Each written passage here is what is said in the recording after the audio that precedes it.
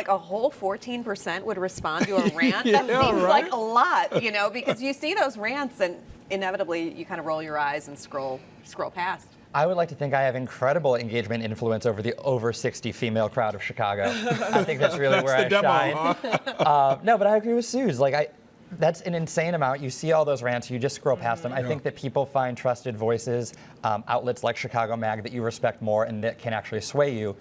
Or you kind of get stuck in your own echo chamber of whatever you're looking at Facebook, and that's how you develop your opinion, rather than, you know, just random posts from friends. So I guess I feel like, you know, here I go with the details. What kind of rants? Because some of them can be fact-based rants that might actually make sense. And I don't see you swaying someone who, if you're far left, being able to sway someone far right. Probably not, but maybe there's a moderate person or someone in the middle that might be swaying one way or the other, or you could just give food for thought. I still think it's a good thing because that's social media. You can exchange ideas, you can talk about differences. Like, it creates a place to have that dialogue that we might not be having. I think that the word rant by itself means that you automatically almost tune it out. It has that connotation. If you're a dialogue, then you're much more likely to sway someone who's on the fence. Okay. I agree with you. It's like a window into the mind of another person, though, isn't it? True. Which is kind of cool. I look at it as a psychological study. Like, okay, this is what the rant says, but what's saying about the underneath? person, Yeah, right? exactly. It could be cool. I altogether, I don't like anybody throwing politics out there, even if I happen to agree with what they're saying. I still don't think it's the right form, unless you're a political analyst and that's what you're paid to do, and it's the hat that you always wear. Not if you're, you know, a banker at Morgan Stanley and this is the rant that you're going on. I don't want to hear it. I also hate equally as much those people who try and inspire me on their Facebook page that don't do it for a living. Like, look, if that's your job, cool. But I don't really want to wake up and see Barb tell me, go out there and live your best life today. Today is on you. I came for nothing, and here I am. I don't want to hear that, Barb. Isn't it always the people who in real life are the worst? Like the meaner and more difficult you are in real life, the more likely you are to post inspirational quotes. Yes. There's like some sort of There's always that imbalance. I couldn't agree more. Look, Take So some pictures what of do your you want dogs to in see? costumes. So you don't want to see politics. You don't want to see inspiration. Like, what do you want to see? I think I'm in the minority. I do like seeing, I know Zach's kind of lambasting me for this one. I like seeing the baby pictures. I like seeing the pictures of people's They all lives. look the same. It looks like a baby. It looks like mashed potatoes until I it's just mean I free. like seeing a peek into your life. Mashed potatoes till it's 3. Show me where you're going for vacation. Show me, you know, what cool thing if you climb a mountain. I like seeing that. I like learning Just about don't- Susanna's life through pictures. Just don't be #humbled, #blessed. Yes. That's it. Hey, I am #blessed every day. Unfortunately- Okay? unfortunately- Every day. I met my boyfriend at the airport in Wow. very romantic White Plains, New York. That's where love is usually found. Love is born there always. And we were in the check-in line for the same flight, and he was behind me, and I had pre-bought a ticket for my dog. I had my dog Gus, Gus, who you met who I last just night. saw on the streets of Chicago yesterday. Very cute dog.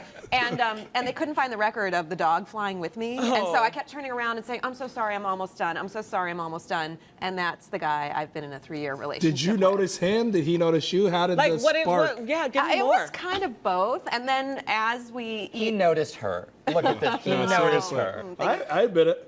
No, I can see it. And then as we boarded the plane, we were on the same flight, and as we boarded the plane, he was like, so, where do you live? And, you know, we realized we lived in kind of the same neighborhood. So you were open to it. There was no like, this person's a stranger. I'm just on a flight. Like, you were open to seeing where it could potentially go. I was. I mean, you kind of have nothing to lose. You really don't. And that's what I Interesting. that's Wait, what- so your did you life, sit dignity, So and- did you sit together then on the airplane? No, and then when we got off the plane and we were in baggage claim, he was like, can I help you with your Wow, bag? yeah, Can I help see? you with your That's a good one. Going He after followed it. you. Yes. And then he kind of followed me to the taxi line and he said, well, you know, we live in the same neighborhood. Why don't we just share a cab? And I had that moment where I was like, wait a if minute. he's a killer, oh yeah, there'll be a cab driver there. I'll be fine. I'm fine. Okay. I don't love the logic, but you're here today. So.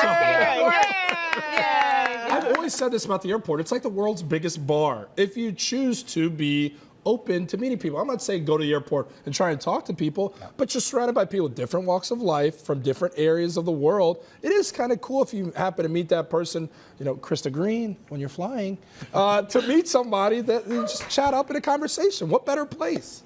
I think you should go to the library. I think the library is a wonderful place to meet people. They still have those? Yeah, they still have I'm libraries. just kidding. So Your mom's gonna yell at me for that one. I'm just kidding. A guy I know named there's Jordan libraries. at the library. But Because he no, can't go to read. the library. I was at church too. I mean, if you find out at church, You're gonna find a good one. How about like if you're at the airport, the executive club of like United, maybe. I'm not finding love in like Spirit Coach. That's not happening.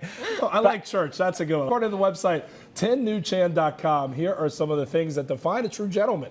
I'm just going to go ahead and read this list, knowing that I qualify for all of these. Oh, for sure. I'll be the judge. 1, open doors. Nah.